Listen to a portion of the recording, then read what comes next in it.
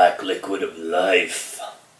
Hey YouTube, today's video is all about something that I call the belt system.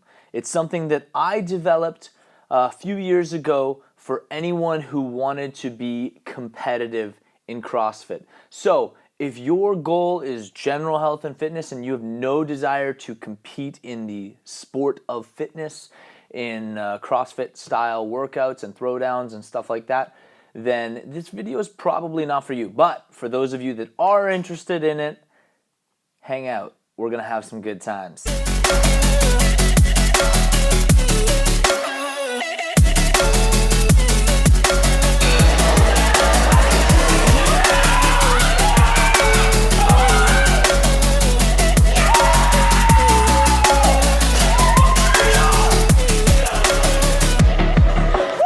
So like I said earlier, the belt system was something I created about 2 years ago because I was getting these questions of, hey, what do I need to be improving on? What do I need to be doing? And I was getting stumped in the role of coach due to the fact that CrossFit is such a broad sport. There's so many things that are under its umbrella, and it's really hard to define what specifically is it that is stopping this athlete from performing at their best. Where are their weaknesses?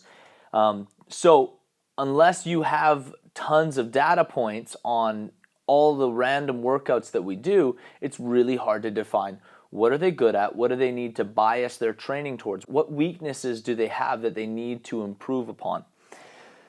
So I created a system and I used data from CrossFit.com because they have information with all their elite athletes, all the people that made it to regionals and games in the past. They've collected information and they've posted on what the average squats were, what average times for different workouts were. I used that data along with everything on Beyond the Whiteboard, which is a great tool. It's a great resource. And it's a similar thing, but it's very, very in-depth. I selected the workouts that I thought basically summed up what a good CrossFit athlete can do. And then I created levels. So the levels are, just like in martial arts, I went with belts. White belt, so it's one of these little wristbands right here. White belt is our starter, and there's requirements for that. You have to be able to do certain things, like be able to do grace in under 8 minutes. If you're a man or woman, you need to be able to do 10 pull-ups. You need to be able to do 20 push-ups if you want the white belt. So there are requirements in order to get that. And then there's yellow, a little bit better than that. Blue, right in the middle. Red, which you're starting to become quite competent. And then black. And if you're a black belt, well, everybody knows what a black belt is. So that's why I created this belt system. It was so that we could give some structure.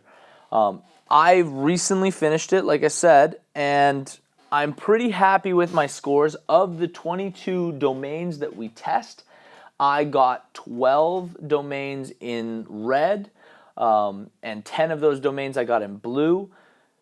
Blue is what I get because you're only as good as your weaknesses, so you don't get to be like, well, I scored more in red, so I should have a red one. No, not a chance. You need to improve your weaknesses, so my weaknesses were all in blue, so that means that I'm blue. And I'm actually very proud of that because doing these tests while we were doing online qualifiers for a sanctional event as a team in Ireland. We were trying to qualify for that. Doing those qualifier workouts plus doing these testing workouts, which are supposed to happen in 2 weeks, it was extremely challenging, extremely demanding from my body. But I was able to do everything, and this was the final result. So I'm very, very happy.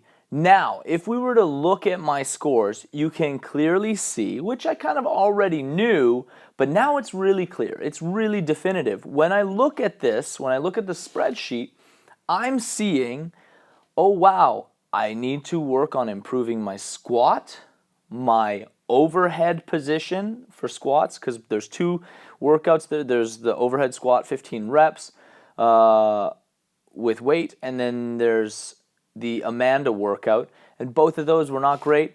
Squat cleans, Fran, which is thrusters, any workout that had lots of squatting was not good, and then also every workout that had handstand push-ups.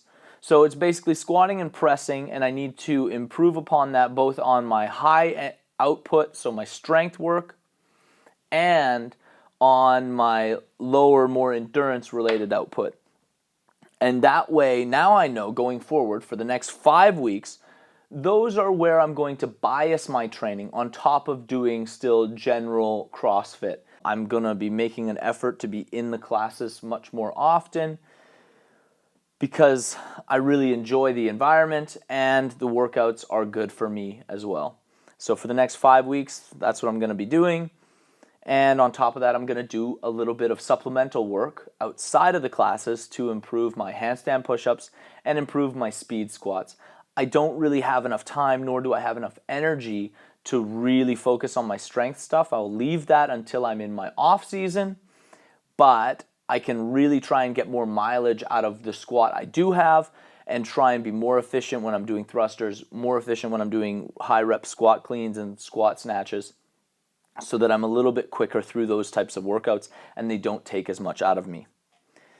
So I'm very, very happy about having a blue belt, blue wristband. It's pretty cool. It's got CrossFit Pegasus written on it. So that's one of those cool things. And now I'm really excited because the next time I plan on running this will be sometime around February, probably before Fasnacht for those of you who live in Basel, or I'll do it after Fasnacht, maybe in March, and use that to try and improve and earn the red band so that I'm a little bit higher, a little bit better, and that's 10 domains. And if I do this, I have to do all of those workouts again in the 2-week window. So you have 2 weeks to finish 22 tests that are set up in 10 workouts. So I know that sounds like a lot, but it is pretty manageable if your fitness is okay. When you're looking at the belt system, and if you ever want to see what it looks like, let me know. I can let you take a look at the system that I've delineated. But basically, when you look at that, you don't want to look at it and go, okay, well, I know I could be black belt in all the rowing and the deadlift and whatever else that you see in there, knowing full well that it'll be really hard for you to get red in some other areas. So you want to choose a color that you're like, I think I can do everything that level requires. Maybe I could score higher, but I know I could do most of that. And that's why I said, okay, I think I can do the red belt. And unfortunately, some of my scores were blue. I wasn't as good in those areas as I had hoped I would be, but that's okay. When I was doing the 5,000 meter row, for example, I knew, okay, I could score black in this, totally. I can row 5,000 meters in under 18 minutes. I've done it twice before. I did it recently, only 3 months ago or 2 months ago. I could do it again. But the toll that would take on my body, it might cause me to perform poorly in another area. And so that's why I went, okay, well, I'm just gonna hit red there, so it's a sub-maximal effort because I need to score red in everything else. So that's kind of how you want to approach this. It isn't about murdering every single workout, it's about trying to have a consistent high output across all 22 tests. And that's how it's organized. So that's what we're looking for. And yeah, doing all of these workouts in 2 weeks is extremely demanding. But that's part of the test, right? Everybody wants to be good at CrossFit, but when it's time to actually do hard testing, everybody wants to only do half the test and be like, oh, I didn't get the scores that I wanted, so I just give up. That's not how this works. You need to see it through to the end and find out where your gaping holes are. And if you know where your holes are, then you shouldn't be testing anyways. If you know you suck at a specific workout or movement or time domain, you should probably focus on that. There are 2 members right now in the gym who are taking themselves through the belt system tests, and both of those individuals wanted to see where they're at, and then after the test they're going to have 3 weeks to kind of shore up any weaknesses that were really glaring, and then we're going into the open. I was able to start a little bit earlier, and so now I have these 5 weeks to prepare for the open. I really like this system. It helps me manage athletes and understand where weaknesses are, but it only helps me if they do the whole thing. And that is a challenge. 2 weeks of testing is extremely demanding. It's extremely hard, but it is worth it because it gives you valuable feedback so that you can actually figure out where you need to grow. So if you're interested in that, let me know. We can have a conversation about it. I still don't think for most people who are participating in the open, this isn't a great idea to do right now. It'd probably be something better to do after the open, and then that way we can go off of that and create a plan that's more long-term focused for your development. So that is the belt system, okay? And it's based off of the Pegasus method. I call it the Pegasus method belt system, and it gives us a really good picture of your fitness. So if you have any more questions or comments, any of you that are members at CrossFit Pegasus, let me know. I can send you my little Excel spreadsheet so that you can see what the expectations are for separate levels, and see what you would like to shoot for if you were to do this.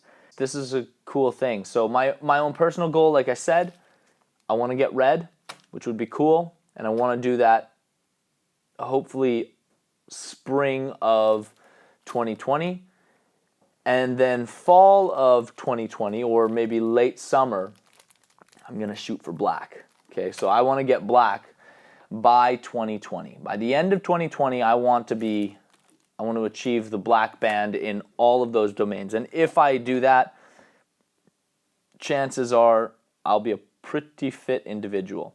Now, this list is definitely not exhaustive. It is not everything that's under the sun. They're just hand-selected workouts so that we get a rough idea that, yes, you have the basics of what it takes to be a competitive CrossFitter. Then from there, there's an infinite level of fitness that we can be working towards. But this gives us very clear guidelines as to, are you strong enough? Do you have a big enough engine? Can you competently complete lots of reps in gymnastics? And can you do workouts well planned and executed at a high intensity? If you can do all of those things, party on, you're ready to rock. So that's the video. I hope you liked the video. If you haven't yet done it, subscribe, helps us out a lot. Like the video, and try not to like the video too much on Facebook. Like the video on YouTube, that helps us more. And in the name of the snatch, the squat, and the holy bench press, peace out.